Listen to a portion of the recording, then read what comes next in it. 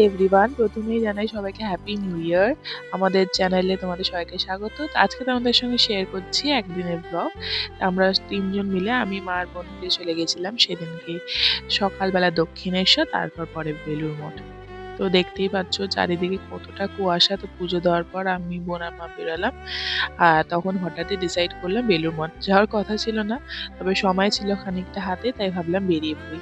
দক্ষিণেশ্বর থেকে বেরিয়ে প্রথমে আগে আমরা ব্রেকফাস্টটা করে নিলাম।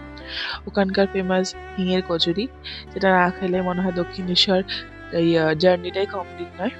তারপর আমরা লঞ্চ করে চলে গেছিলাম ফেরিঘাটে, সরি বেলুড় মঠে। এখন বেলুড় মঠ অনেকদিন পর গেলাম, আর এত সুন্দর লাগছিল দেখতে, তবে প্রচন্ড ঠান্ডা ছিল সেদিনকে। আর চারিদিকে দেখো কতটা কুয়াশা, কতটা সুন্দর লাগছে চারিদিকটা দেখতে। আর সেদিনকে ভিড়ও ছিল যথেষ্ট।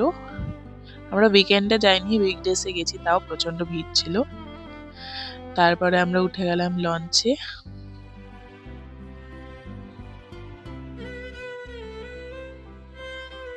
অনেকদিন পর তিনজন মিলে বেরোলাম, যদিও বাবাকে খুব মিস করছিলাম, কিন্তু বাবা তো কাজের জন্য বেরোতে পারিনি, তাই আমরাই গেছিলাম।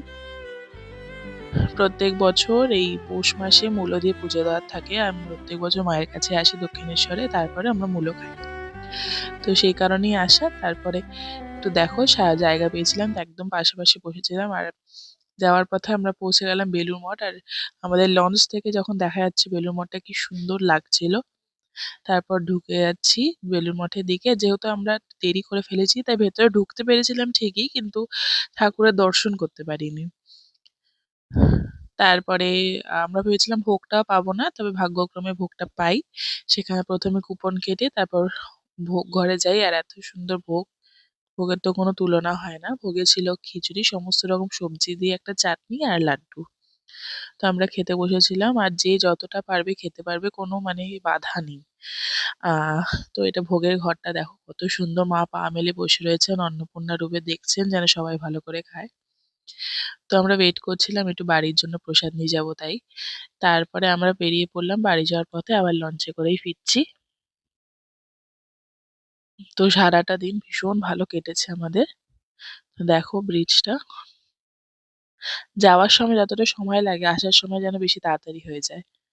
তো আবার লঞ্চ করে মায়ের মন্দিরটা দেখা যাচ্ছে, দেখো কত সুন্দর লাগছে। তারপর আমরা ফিরলাম, এবার ফেরার পথে কয়েকটা ফটো তুললাম। তো আজকের ভিডিওটা এতটাই। তোমাদের কেমন লাগলো জানাও। দেখা হচ্ছে নেক্সট ভিডিওতে। Thanks for watching.